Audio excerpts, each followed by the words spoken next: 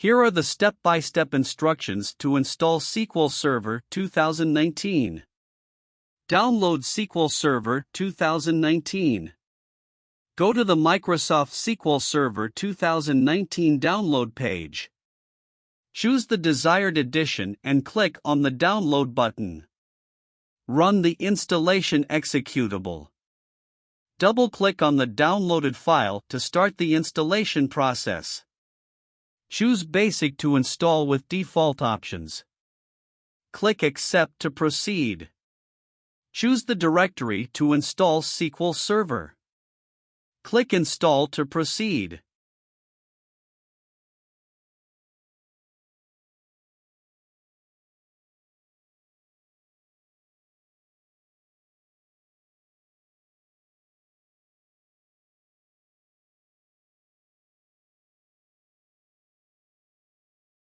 Congratulations! You have successfully installed SQL Server 2019 on your system.